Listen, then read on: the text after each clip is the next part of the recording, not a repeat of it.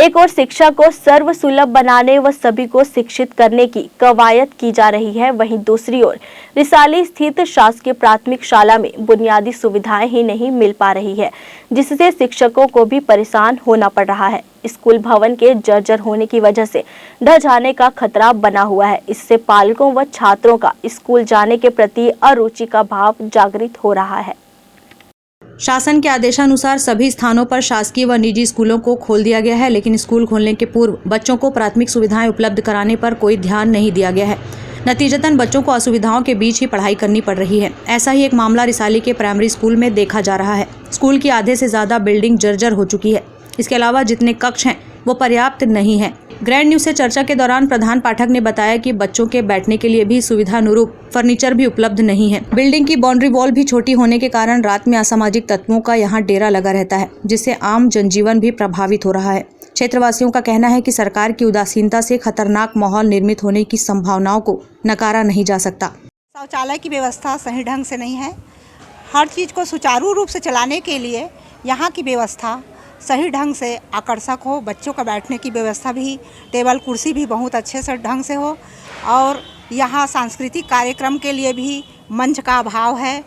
ऐसे बहुत सारी कमियां हैं, उसके बावजूद भी यहाँ स्कूल में पढ़ाई लिखाई सही ढंग से हो रहा है। यहाँ कमरों की कमी है, जिसके कारण हम लोग बैठने में भी तकलीफ़ होती है। गर्मी में तो बहुत मुश्किल होती, बैठना दुभर हो जाता हम लोग गर्मी में भी, और ऐसे समय में स्कूल चलाना भी दिक्कत होती। पर हम लोग आते भी हैं और बच्चों को पढ़ाते भी हैं और अच्छे से काम चलता है, पर कमियां बहुत है यहाँ पर।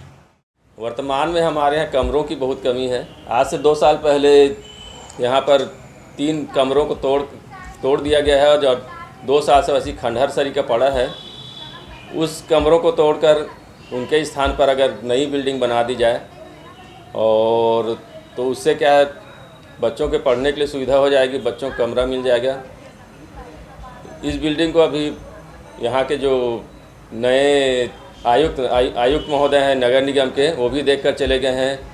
हमारे क्षेत्र के विधायक एवं मंत्री जी आदरणीय श्री ताम्रध्वज जी साहू जी, वो भी देखकर चले गए हैं, और बीच में एक इंजीनियर बताया कि यहाँ से प्रस्ताव बनाकर भेजा भी गया है। लेकिन वर्तमान में कमरों की बहुत कमी है, कमरों की बहुत आवश्यकता है। दूसरा, यहाँ का बाउंड्री वाल बहुत पुराना हो चुका है, जिसको या तो तोड़कर नया बनाया जाए या फिर उसका मरम्मत करके उसकी ऊंचाई बढ़ाई जाए, क्योंकि असामाजिक तत्व रात में कूद कर यहाँ पर कई प्रकार की असामाजिक तत्व जो गलत कार्य करते हैं कहा जाए। और यहाँ मैदान समतलीकरण के लिए भी आवश्यकता है। पीने के लिए पानी बच्चों को सही ढंग से उपलब्ध नहीं हो पा रहा है। पानी की व्यवस्था है, लेकिन उसका सही ढंग से संधारण नहीं हो पाने के कारण बच्चों को पानी पीने के लिए और उसके लिए बहुत असुविधा होती है। इसी प्रकार मध्याह्न भोजन के लिए शेड की आवश्यकता है। अगर शेड बन जाए तो बच्चों को बैठकर खाने के लिए उनको सुविधा मिल जाएगी। अभी बच्चे इधर उधर कमरे में बैठकर खाते हैं, कुछ बच्चे बाहर पेड़ के नीचे छाया में बैठकर खाते हैं। हाथ धोने के लिए भी उनको बहुत असुविधा होती है। बट खेल कूद के लिए तो मैदान है ही नहीं कहा जाए, पूरा उबड़ खाबड़ है। अगर समतलीकरण हो जाए तो छोटे जो कम क्षेत्र वाले खेल हैं वो उसको बनाया जा सकता है मैदान।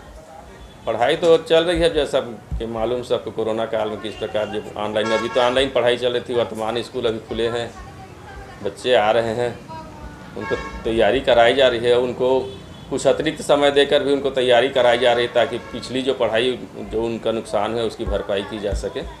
पढ़ाई तो सुचारू रूप से चल रही है। ग्रैंड न्यूज के लिए पूजा इंदौरिया के साथ निखिल कुमार पाठक की रिपोर्ट।